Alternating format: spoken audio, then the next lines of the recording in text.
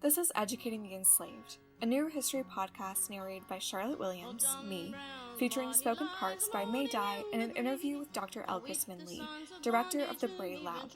Executive produced by Sammy Murphy and Madeline Dort. In his struggle to free the slaves, his truth is marching on.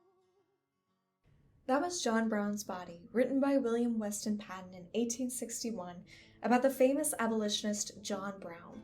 During the Civil War, Brown's legacy was so inspiring that the song swept across the South, its chords striking passion in the hearts of men, women, and children, both black and white, who fought on the side of freedom. At the Atlantic Monthly, Charlotte Forten Grimké, a young black woman and educator, wrote of her experience teaching the song to recently enslaved children in the South Carolina Sea Islands. In the article, she wrote, "Before teaching them the John Brown song, which they learned to sing with great spirit, Miss T told them the story of the brave old man who had died for them.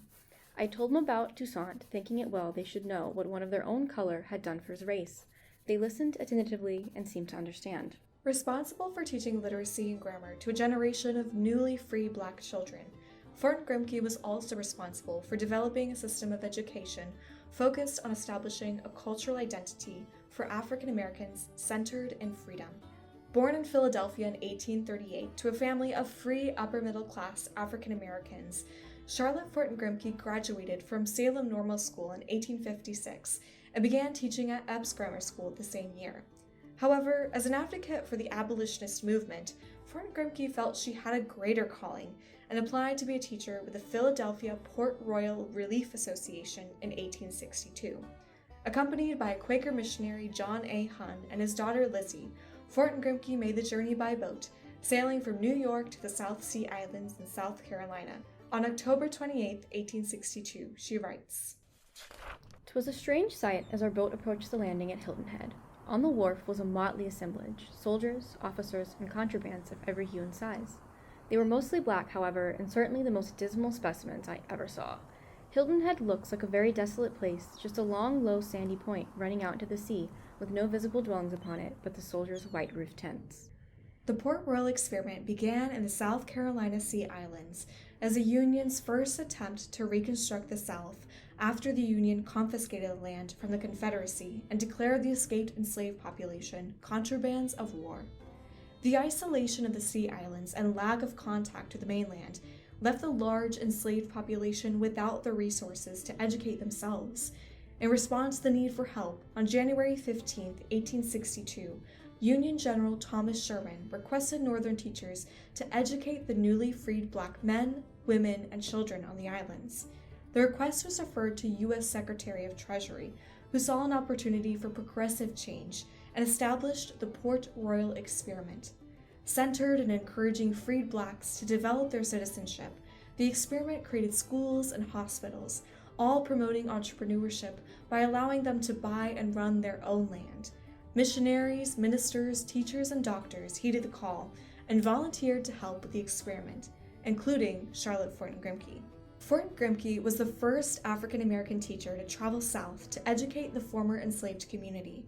Dr. Maureen Elgersman Lee, the College of William & Mary's Mellon Engagement Coordinator for African American Heritage, as well as director of the Bray Lab, who graciously donated her time to be included in this segment, examines the influence of the black female teacher in the beginning stages of the Reconstruction era.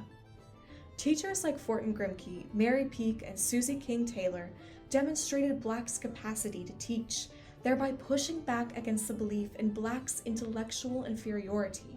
These named women, and so many others whose names are not remembered, were highly respected as leaders in the black community. Teaching was considered a noble vocation, and a way out of the field labor that consumed the energies of many women and men under post-emancipation sharecropping. Dr. Elgersman Lee adds that as black women, these women also modeled a dignified femininity and helped influence popular opinion about black women in the context of a broader American culture that casts them as asexual, like the Mammy figure, the contrasting hypersexual known as Jezebel, the volatile Sapphire, or just plain invisible. Against these stereotypes, isolated in a community as one of the few black teachers enlisted for help in the experiment, Forten Grimké nonetheless strove forward in creating a positive impact in these freed persons' lives. On Wednesday, October 29th, Forten Grimké recalls her first interaction with the students of the experiment. Went into the school and heard the children read and spell. The teachers tell us that they have made great improvement in a very short time, and I notice with pleasure how bright, how eager to learn many of them seem. This was Forten Grimké's introduction to Lauratown's influential Penn School, one of the first places for the education of Black persons in the United States. Beginning with only a few students in June of 1862, enrollment quickly increased. By the time Forten Grimké joined a couple of months later, there were over 100 students. Monday, December 15th, 1862, Forten Grimké writes, "Had a perfectly immense school today, 147 of whom I had 58, at least 2/3 of whom were tiny ABC people. Hardly knew what to do with them at first, but I like a large school. It is inspiring." By January 1863, enrollment surpassed 150 students. However, the exceeding number of children in a single room made teaching difficult. At one time, 3 classes were being taught, and the teachers were lacking in sufficient material, including teaching without blackboards, a difficult task when the majority of the students had sincerely no education coming into the Penn School. Charlotte Forten Grimké later remarked in the June 1864 edition of the Atlantic Monthly, To make oneself heard when there are often as many as 140 reciting at once, it was necessary to tax the lungs very severely. Prior to the Port Royal experiment, granting enslaved persons any form of education was perceived by Southerners as employing enslaved persons with weapons to rebel. Virginia's Code of Law, published in 1849, explicitly stated, "Every assemblage of N-word, for the purpose of instruction in reading or writing, or in the nighttime for any purpose, shall be an unlawful assembly.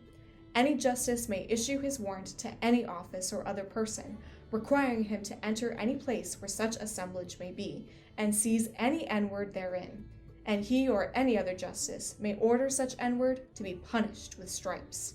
The degree to which the thousands of contrabands and enslaved individuals were educated was slight to none. Yet historian David Blight explains, "They embraced education like nothing else. They lined up in droves, old and young, to go to the night school, to go to morning school. They would work afternoons or work mornings to enter all manner of buildings that became freedmen's schools, just to achieve basic literacy and then some education beyond that. What was at stake was a sense of a new future. Some of them, no doubt, were sort of crushed by that responsibility, that challenge, but most of them embraced it." On Tuesday, November 13th, 1862, Forten Grimké writes, "I long to inspire them with courage and ambition of a noble sort and high purposes."